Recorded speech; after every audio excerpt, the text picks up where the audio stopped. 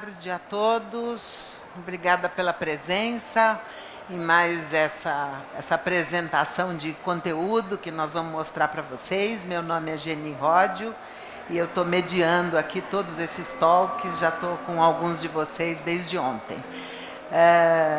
Bom, nós vamos apresentar agora um conteúdo muito importante, muito interessante para vocês, que a gente já falou praticamente em todos, sobre a construção e a importância da construção da marca. E agora a gente vai falar sobre construindo a identidade de uma marca para o mercado global, com 3 especialistas do mercado, muito autoridades nesse assunto. A primeira é a Ângela Hirata, que fez a internacionalização da Havaianas, o caso Havaianas, que é um grande sucesso. Depois vamos ter o Matheus Fagundes, que fez a internacionalização da Dois Rios, e a Silvana Gomes, da São Paulo Negócios, tá bom? Espero que seja uma apresentação de muito interesse para todos vocês. Por favor, Ângela Hirata.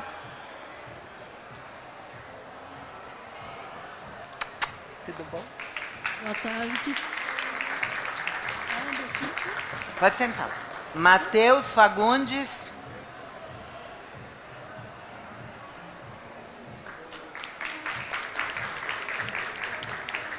E Silvana Gomes.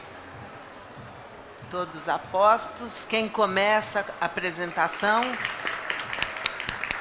é a Ângela Hirata, mostrando o caso interessantíssimo para todos vocês.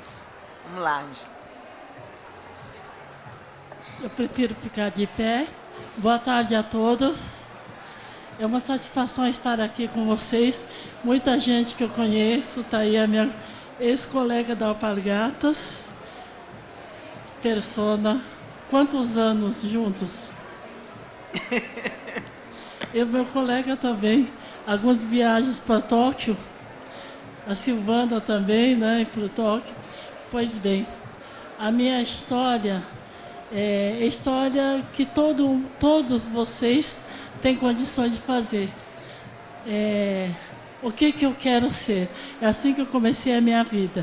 Então, eu gostaria de eu vou passar um pouco assim, seria o portfólio da minha vida, muito pouco espaço de tempo, mas eu vou tentar fazer o melhor. Precisa aumentar.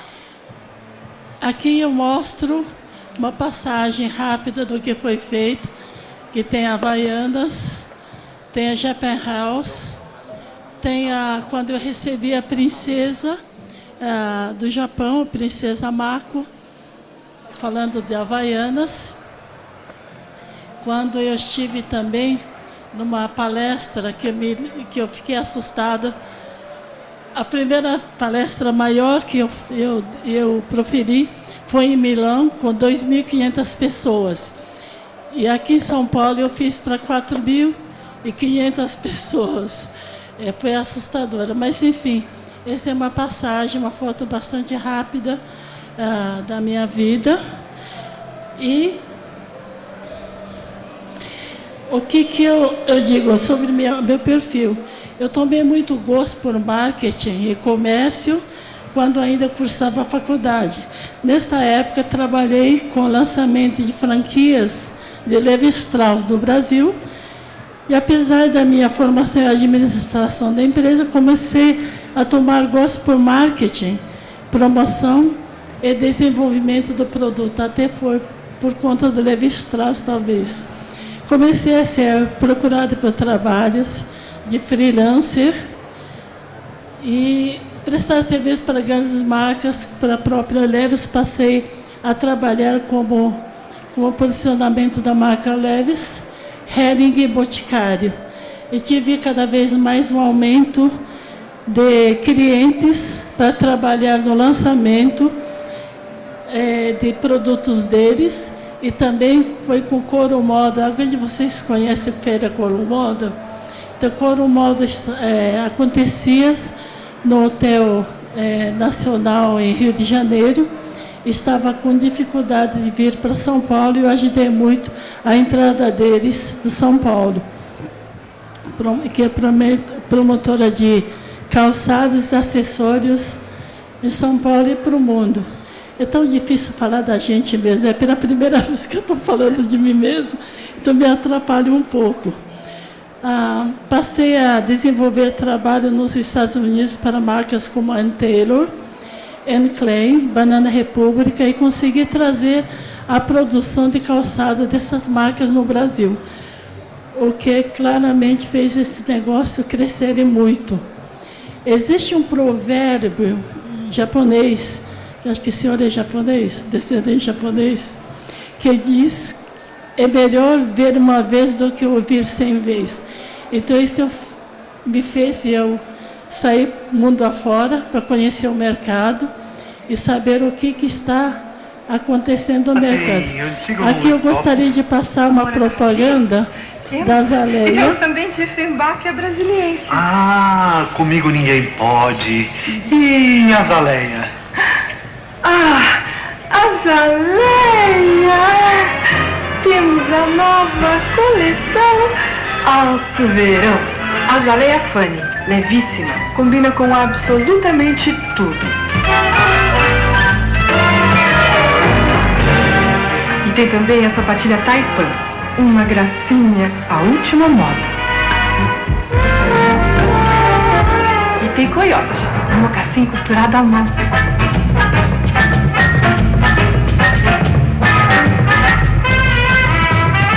E tem o hit desse verão, Street, novíssima.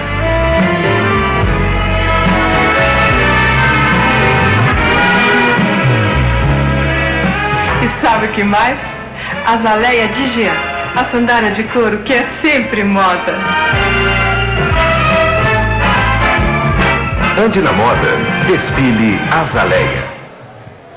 Por que eu coloquei a Azaleia? A Azaleia foi a primeira marca que eu desenvolvi, tentei desenvolver para o mercado exterior, e eu tive uma empresa com o nome de TNK, que seria meu primeiro nome em japonês é Tamiko, e N era Nestor de Paulo da Azaleia, e K era uma empresa japonesa. Nós criamos uma empresa de comércio internacional, eu sendo a sócia minoritária, mas esta fase me fez conhecer muito sobre o comércio internacional. E nessa época, comecei também a desenhar estratégia para crescimento da indústria de calçados. Em 86 veio essa grande oportunidade com a criação da TNK com a Azaleia. O dono da Azaleia, Nestor de Paula, convidou para desenvolver o mercado japonês e asiático no setor calçado, que era um mercado muito difícil, porque o japonês tem uma coisa muito interessante. Ele diz assim: eu não gostei porque não tem qualidade que atende ao mercado japonês. Quando eu pergunto qual é a qualidade que eu não atendo, me diz, eles não falam. Só disse que não.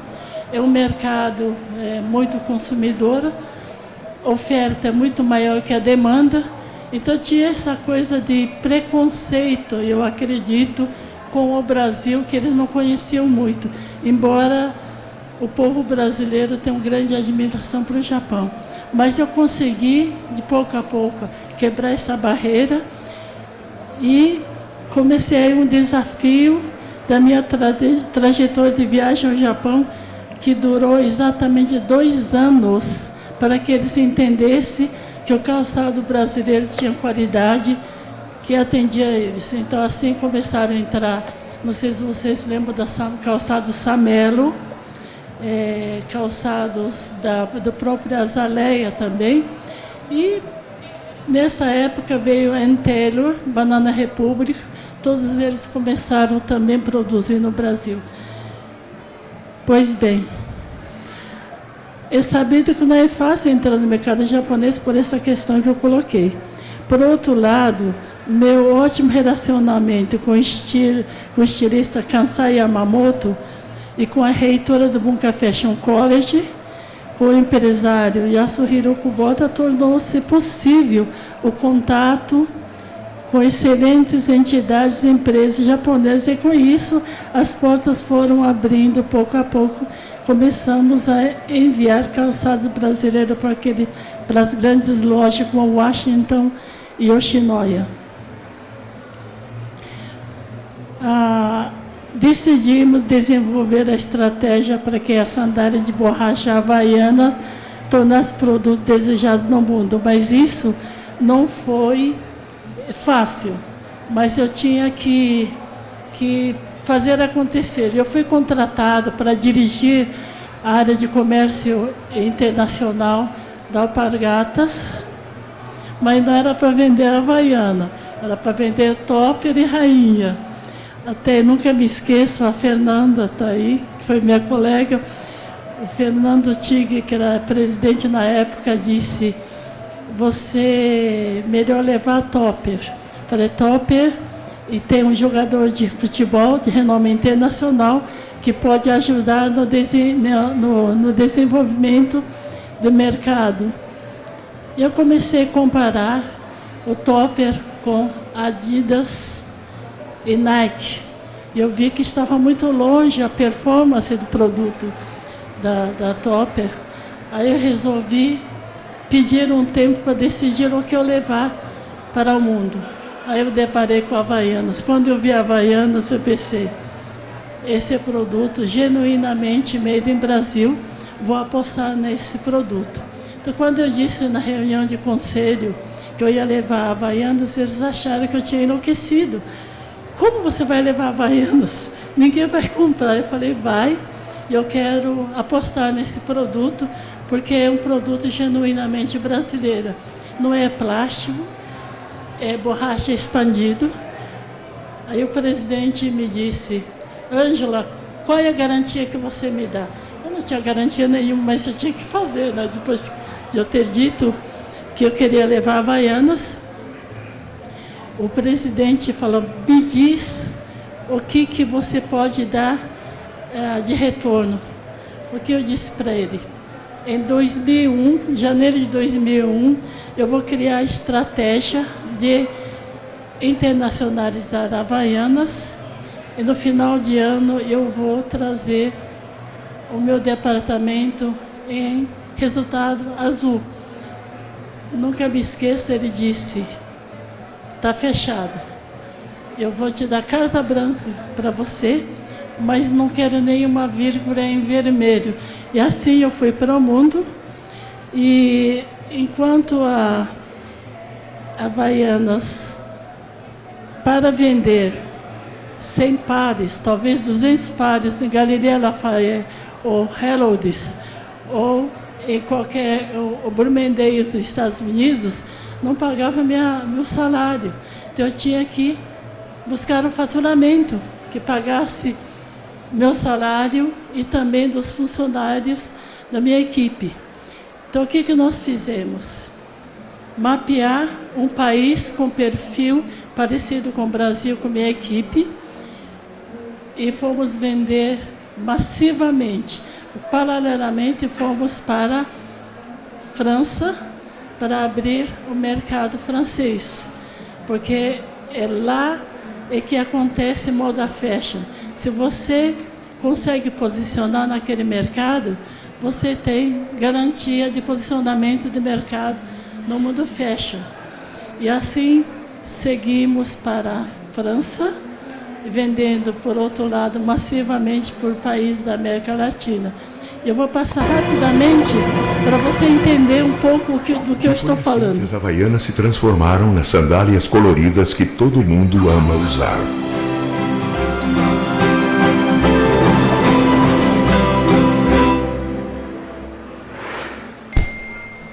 Bom, parece que não foi exatamente assim que aconteceu. Mas foi uma história tão inspiradora quanto. Em 1962 foram criadas as Havaianas inspiradas na Zori, uma tradicional sandália japonesa.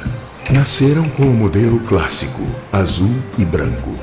Em pouco tempo elas viraram tão fundamentais na vida do brasileiro que o governo tabelou seu preço igual fez com itens da cesta básica, como arroz e feijão. Até que um dia as pessoas começaram a virar a sola das havaianas para cima. E isso virou moda.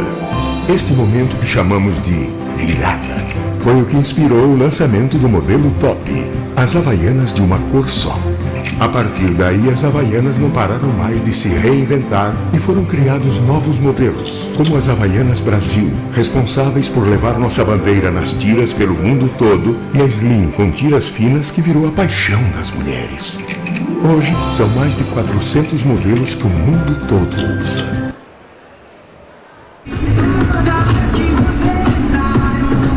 Bom dia a todos.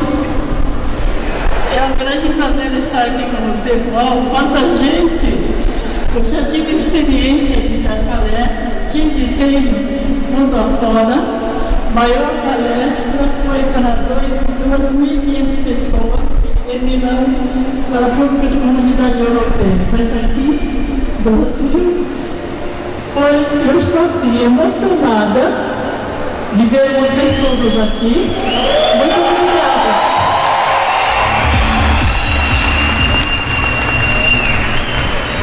Voltei do Brasil, disse, papai, que história é essa? Cadê seu café? Falei, essas coisas você não precisa se preocupar e cuida do seu estudo, cuida de outros assuntos, porque esse assunto para a gente é grande. Aí passou alguns meses, eu vi Havaianas. Percebi que não existia nenhuma sandália de dedo com a marca no mundo.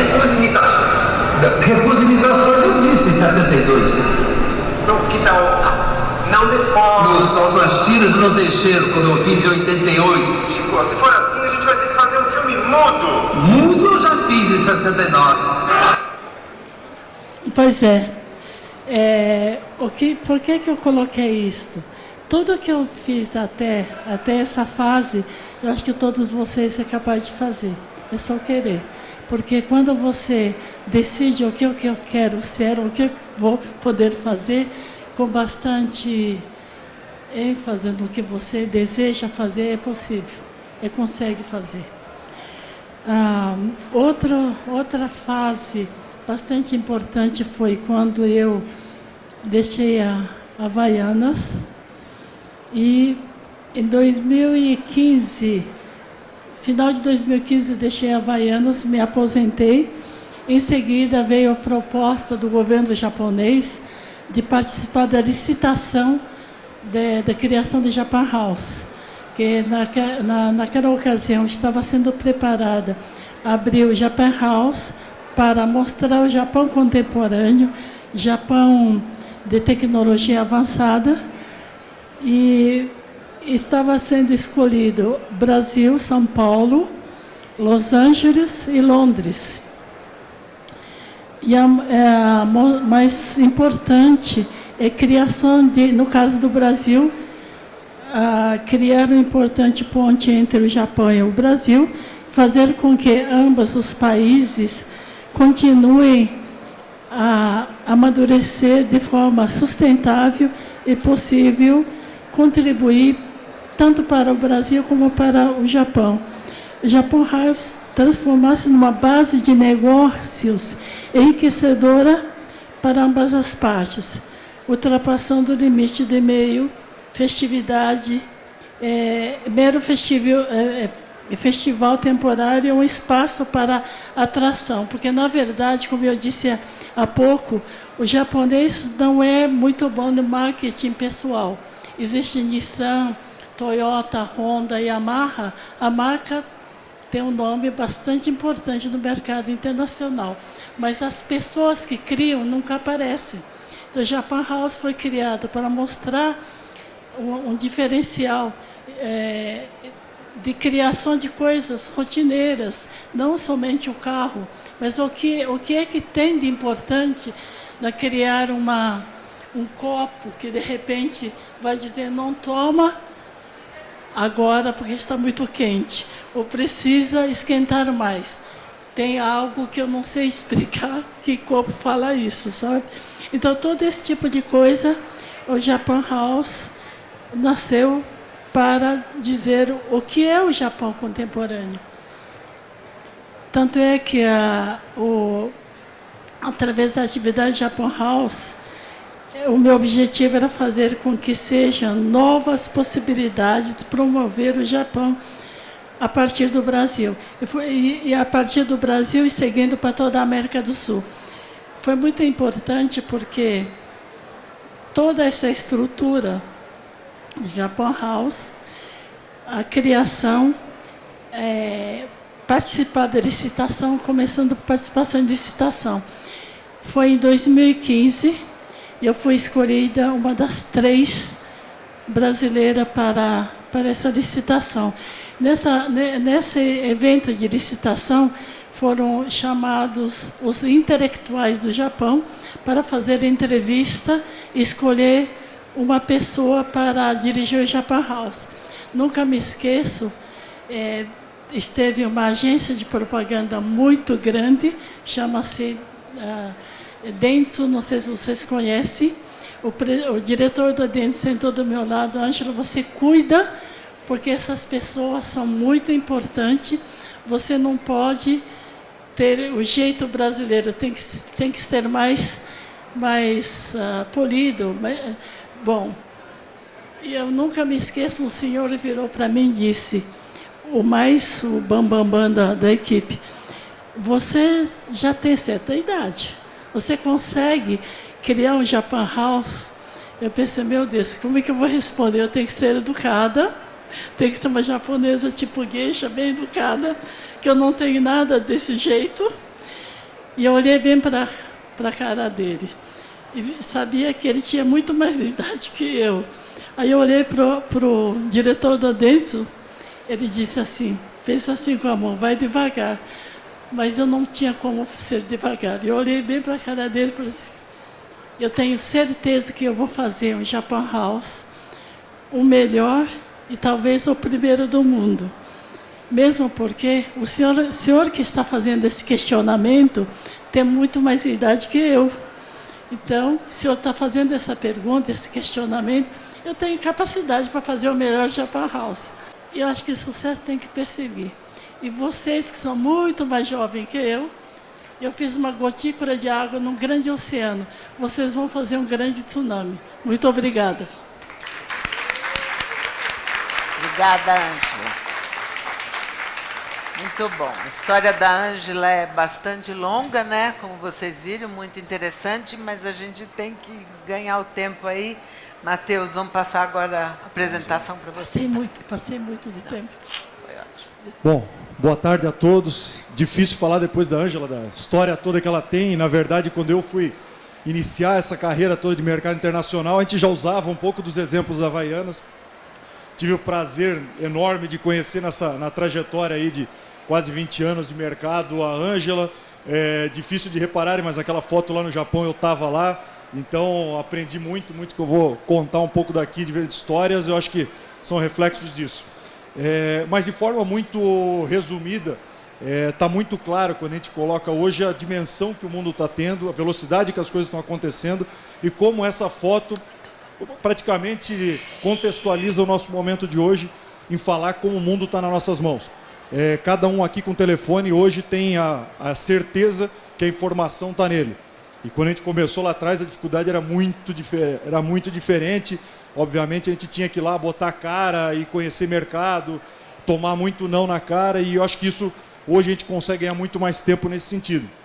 Mas antes disso, parece uma foto um pouco fora do contexto, mas como pai recente a gente começa a questionar muita coisa. Tudo é um mundo novo. Isso eu comecei a fazer uma ligação, uma conexão. Eu falei, o mercado externo, quando eu comecei lá com 17, 18 anos, era muito novo. Ser pai também é muito novo. E comecei a ver as necessidades. Hoje, com 8 meses, a gente começa a perceber. Ele começa muito pequeno, talvez com uma necessidade muito básica, com algumas coisas muito próximas. E o passar do tempo vai exigindo muito mais a gente, vai exigindo mais dele, as necessidades são outras. A minha reflexão fica muito no que as empresas também elas precisam hoje. Ou como elas começam. Nós começamos com uma necessidade muito básica, se a gente for colocar como empresa. Muita gente inicia um negócio sem nem saber muito porquê. Ou talvez ouvir uma oportunidade no mercado, mas ela resolve talvez aquilo da nossa rua, daquele nosso bairro, quando muito da nossa cidade. E ao passar do tempo nós vamos entendendo que nós podemos conseguir muito mais do que isso, muito mais espaço do que isso, né? Então é um crescimento quase que do ser humano, né? Então eu fiz essa contextualização. Mas e por que nós também não vamos para o mercado internacional? A gente vai ter N questionamentos. Mas o meu mercado aqui é muito grande, São Paulo já é muito grande. Mas o Brasil é um continente. Mas o câmbio não é favorável. Mas a gente vai ter N situações. Agora, o que a gente não vai ficar é esperando que a gente vá ter todas as condições possíveis e que o governo vá nos entregar essa condição. Então depende muito mais da gente. Então, parabéns se realmente a gente for atrás disso, né? O que eu tento apresentar aqui, eu acho que isso entrega um pouco da idade também, porque era um desenho que eu acho que eu comecei assistindo desde pequeno, né? E essa frase ficava muito marcada, né? Por que a gente não vai conquistar o mundo todo dia? Toda noite a gente não tenta de novo, né? Por que a gente vai ficar preso nessa gaiola, né? Talvez da nossa região, talvez do Brasil, né? Então, o Pink e o Cérebro eu acho que foi má influência, talvez, minha aí da infância para ficar querendo conquistar o mundo todo. Mas aí eu entro muito assim, mas por que a gente vai atrás disso, com tanta coisa a ser feita? A resposta para mim está muito clara. O mercado internacional sempre foi uma via de mão dupla. O mercado internacional sempre abriu muitas possibilidades em todos os negócios que eu acompanhei. Ele sempre trouxe muito mais informação também. Nós vamos muitas vezes com uma visão de, obviamente, né, que a gente quer faturar mais, obviamente que a gente quer ganhar escala, mas o quanto disso nos remete também de conhecimento. O quanto o nosso negócio também não evolui ao passar do tempo, brigando com concorrente internacional, deixando de brigar com concorrente aqui do lado. Por isso que eu fico muito feliz quando eu chego numa feira e, obviamente, parabenizo muito a Ana e todos que estão aqui expondo, porque o nosso concorrente, na minha opinião, está lá fora. O mundo é muito maior do que isso aqui para a gente achar que uma empresa aqui do lado é meu concorrente direto. Óbvio, tem um mercado aqui, mas quantos estão lá fora? Quanto eu vou conseguir evoluir e realmente crescer em todos os mercados? E aí eu trago um exemplo que eu participei por muitos anos, que é a construção da marca internacional da Dois Rios, que foi, obviamente, uma marca fundada em 1990, e nesses, só de mercado internacional, em torno de 15 anos, mas uma empresa de quase 30 anos, a gente começa muito a perceber com o tempo a evolução que tem. Aqui muito claro da logo, mas isso foi também o mindset. Isso é muito também do que a gente começa a entender que as coisas vão acontecendo e a gente vai evoluindo, vai buscando algumas melhorias. E quando percebe, mudou totalmente o nosso jeito de produzir, o nosso jeito de desenvolver. De uma salinha de 6 máquinas de costura para um galpão muito maior, para um crescimento de produção, para uma evolução de produto. A gente sair de um produto mais básico e começar a entender que se eu quero buscar esse mercado todo, eu preciso realmente desenvolver, sair do básico e ter mais alguma inovação. Por isso que a gente entra num tema depois, que poderia ser uma tarde conversando de inovação, é muito relacionado a isso. Por quê? Porque a gente vai entendendo tudo que a gente pode conquistar. Quais os espaços que a gente vai conquistar? É porque o nosso concorrente é muito maior. Então, a partir do momento que a gente tem um concorrente maior, nos prepara muito mais. Esse é o ponto. A gente não vai enxergar um atleta de alta performance se ele não tiver um concorrente à altura dele, que faça ele melhorar todo dia. Não, muitas vezes ele vai chegar naquele recorde dele e para. Então, a gente precisa todo dia estar buscando isso e entendendo que tem muito mais. E agora também para um desafio novo, eu entro também num outro mundo, né, que a gente fala continuando na cadeia, mas falando de Audaces, que também é uma marca que, para quem está no setor, muito conhecida, de uma marca de mais de 70 países. E que ela tem desafios iguais, né? Ela também busca, ela também tem esse mindset global, mas ela entende também muito mais essa questão das dores dessa empresa. E aí vão pensar, não, mas essa é uma empresa muito grande. Não, ela começou em Florianópolis em 92, dentro da universidade. Por que ela cresceu? Porque ela foi entendendo muito mais o que eram as dores do mercado. E por que isso também pode ser a dor do nosso cliente final, independente do negócio que a gente tenha. Mas como a gente fez isso e foi também buscar o mercado internacional para evoluir. Então o mercado é uma empresa multinacional brasileira. Isso daí é um reflexo também que nos orgulha muito também, como é o caso da Havaianas, mas é entender que é uma empresa 100% brasileira, com uma unidade também na Itália, em mais de 70 países, e que ela começa a desenvolver tecnologias e chega numa feira, como a feira da Texprocess em Frankfurt, e ela leva a tendência. E ela chegou ao ponto, né? A gente acostuma muito, né? Quando vem da confecção e tudo mais, a gente vai lá para fora para trazer inspiração, conhecimento, isso é importante também. Mas por que a gente também não pode levar? Qual é o fato que nos impede disso? Então, o caso da Audace, de tecnologias que foram desenvolvidas até pela unidade da Itália, apresentadas na Alemanha e chegando no Brasil agora. Como melhorar esse processo e como melhorar todo esse nosso setor em si. Então, as soluções que vão se desenvolvendo em cada negócio é justamente pensando nas dores dos clientes. Se eu posso deixar uma mensagem para qualquer negócio e para qualquer mercado, entenda esse mercado, entenda esse cliente, mas o que eu resolvo realmente de problema? Qual é a minha proposta de valor que eu levo adiante? O que realmente isso daí vai agregar para quem está ali na frente? A gente não vende um produto, a gente vende um serviço, a gente vende alguma solução. Isso daqui não pode ser da lingerie ao software, a uma máquina. E é esse ponto que nós temos que enxergar. O que a gente está fazendo melhor, como nós estamos entregando alguma solução maior. E fico de mensagem de forma bem ampla, né? Se a gente não puder voar, a gente corre. Se a gente não puder correr, que a gente caminhe. Se a gente não puder caminhar, que a gente engatinhe. Mas a gente não pode ficar parado, a gente tem que ir em frente. Então, essa é a principal mensagem. Acho que abrir isso depois também para, obviamente, perguntas, mas enxergarmos com essa possibilidade o que nós podemos realmente fazer de melhor no nosso negócio todo dia e por que não buscar outros mercados e evoluir nos dois e se tornarmos referência também como empresa brasileira em qualquer lugar do mundo. Bom, muito obrigado a todos. Boa tarde.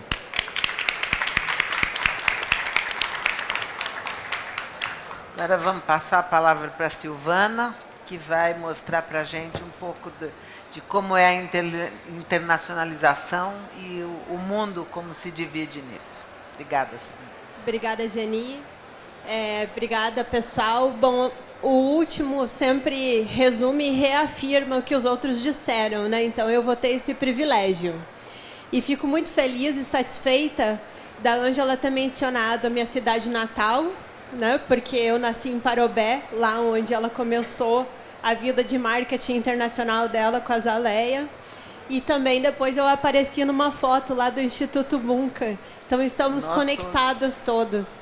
E o Matheus conheci hoje, mas muito da fala dele está presente na minha fala também.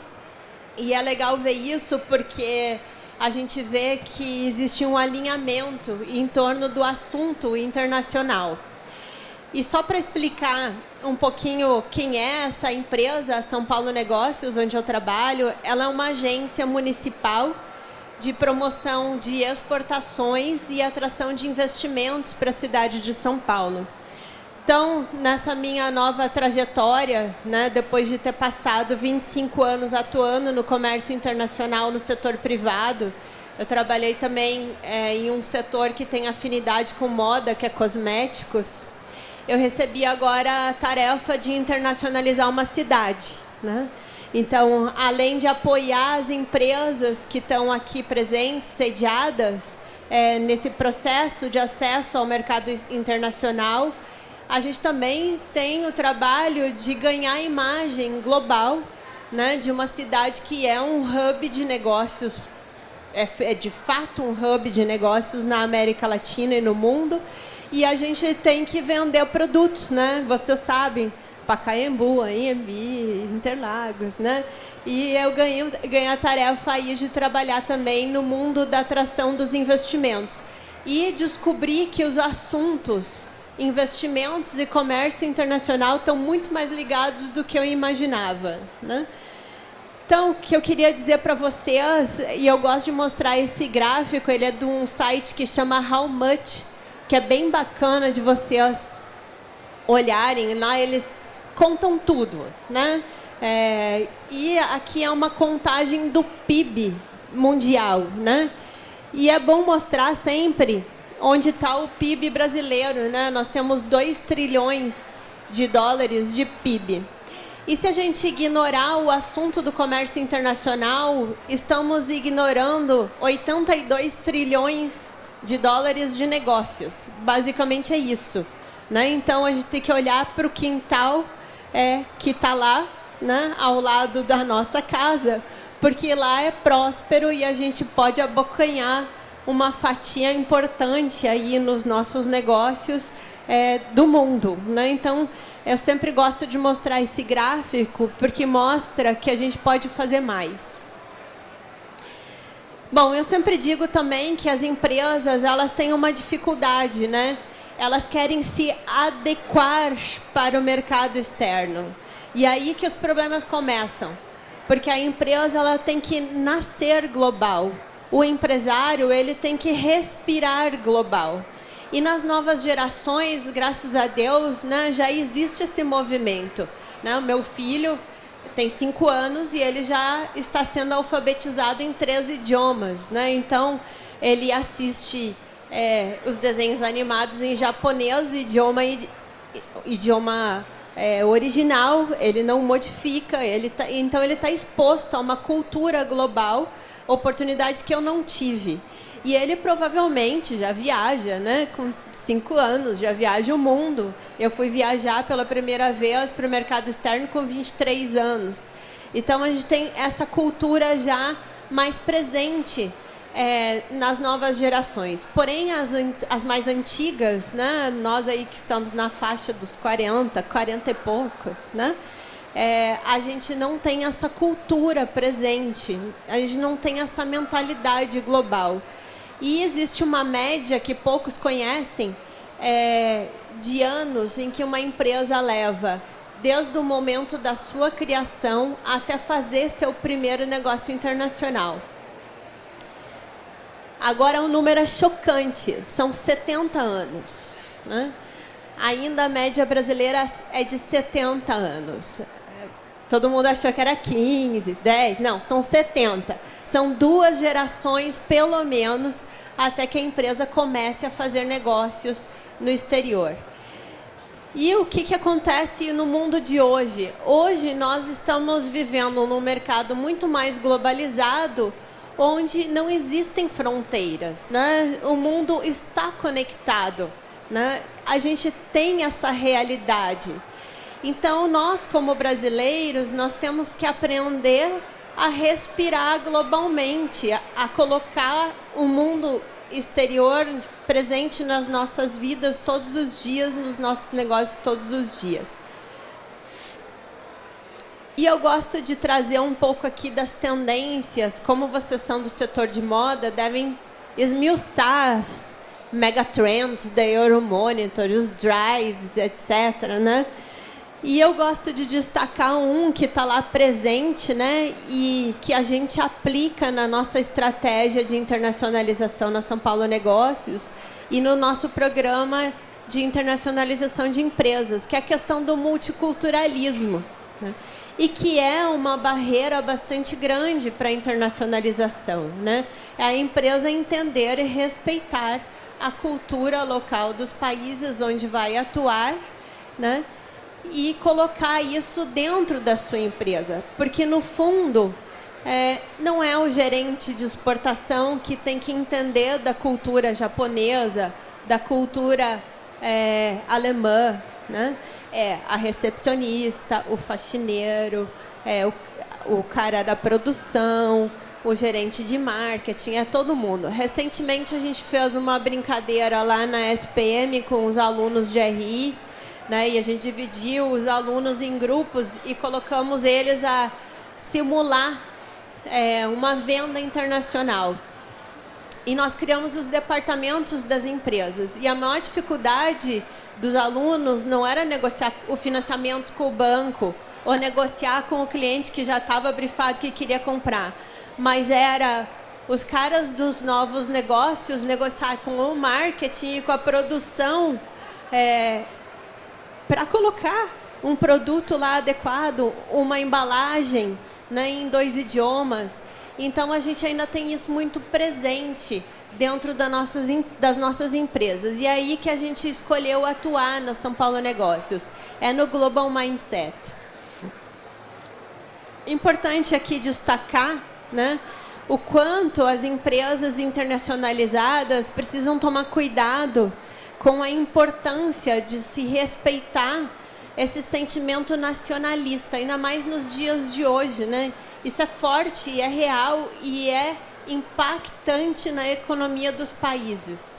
Então, uma empresa que vai se internacionalizar para a Colômbia não pode pensar que não existem diferenças, né? Ou em Portugal, né? Eu mesma, no caso dos cosméticos, eu aprendi lá que quem forma opinião muitas vezes não é o jornalista nem o blogueiro e muito menos o dermatologista. quem determina o que vai se comprar para colocar na pele é o farmacêutico, né? É o farmacêutico da família. Então, você entender como funciona a dinâmica local para o seu negócio é muito importante. E o nosso projeto procura diminuir essas distâncias, né? Informar mais e aproximar mais as empresas através das experiências internacionais. Bom, o que a gente tem hoje também que impacta os negócios internacionais? A gente tem relações com os nossos pares, né? Nós queremos conversar direto com as pessoas que são similares a nós. Eu, por exemplo, sou executiva de uma agência de promoção de exportações e investimentos. Eu gosto de conversar com os meus pares lá da Alemanha.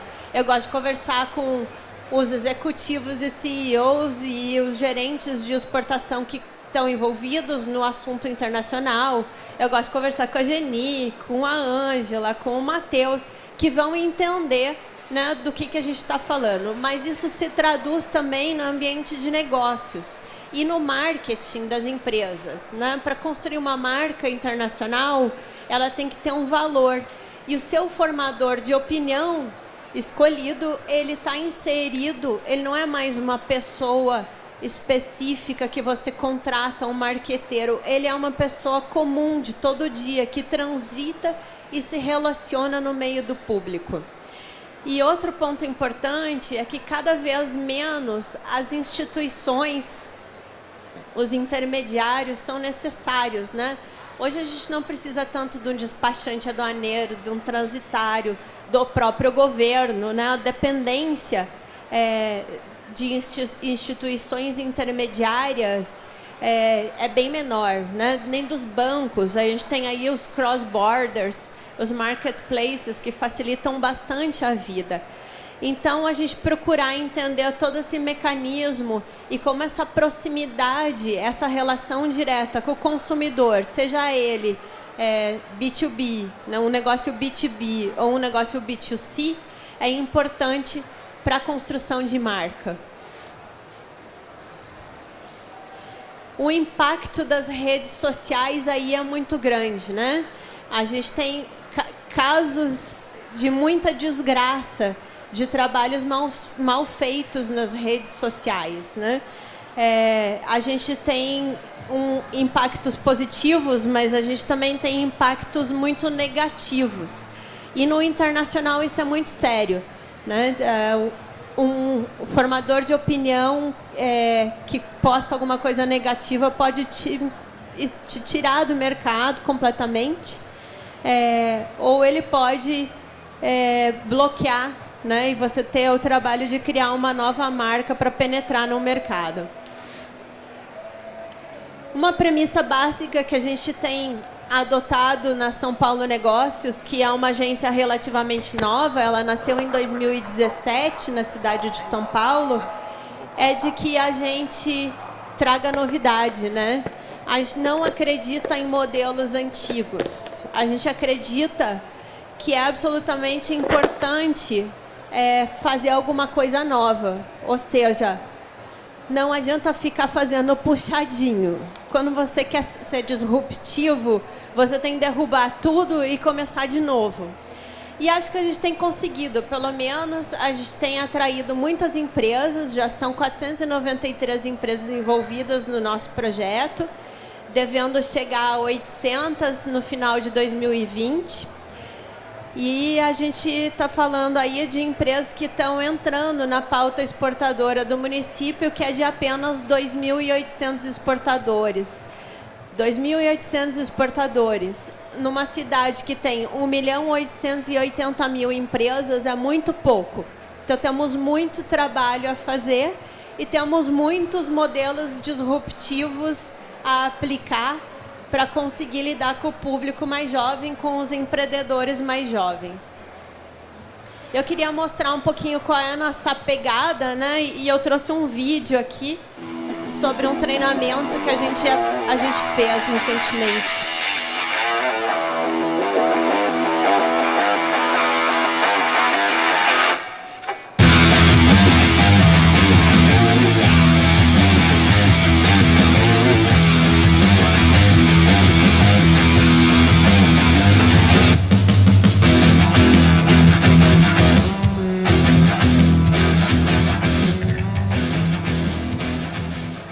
aqui é só para mostrar para vocês que a gente está dando uma cara bem jovem nos projetos, mas que principalmente a gente está tratando o comércio internacional como uma questão psicológica, né? A gente não fala de barreira porque esses assuntos técnicos estão sendo solucionados, existe uma agenda forte de facilitação do comércio internacional que a gente acompanha, mas a gente prefere acreditar que o empresário que tem perfil psicológico para atuar internacionalmente, ele vai conseguir, né? E a gente tem adotado aí uma metodologia de uma pesquisadora da South Australian University, que ela trata de incidentes, né? Fatores que acontecem na vida da empresa que a transformam numa empresa internacionalizada. Bom, e aqui, combinei aqui com o Matheus, né, de trazer o why not, né? Why not no sentido de que vocês voltem para as empresas de vocês e percebam que, por que não exportar, né? Tem um caso muito legal de uma empresa que a gente atende e que fabrica cordas para guitarra e cordas para baixo, né? E eles começaram a vida das exportações deles importando, né? Eles já eram fabricantes nacionais, mas resolveram agregar no portfólio cordas das mais reconhecidas americanas, né? Que tinha uma marca muito mais forte que a deles. E aí, de repente, foram numa feira na Alemanha e olharam e disseram, tá, mas por que é que eu não posso exportar as minhas cordas também, né? Então, why not? E também porque eu aprendi recentemente perguntar para os investidores estrangeiros why not Brasil, why not São Paulo, né? É parte do meu trabalho questionar hoje e oferecer a nossa cidade e internacionalizar a nossa cidade. Meus dados de contato, muito obrigada. Bom, pessoal, as apresentações foram ótimas, mas um pouco longas, porque o assunto merecia isso, então eu acho que a gente vai ter que encerrar, porque já estamos sendo cobrados aí, tá bom? Muito obrigada pela presença de todos. Silvana, Matheus, Ângela.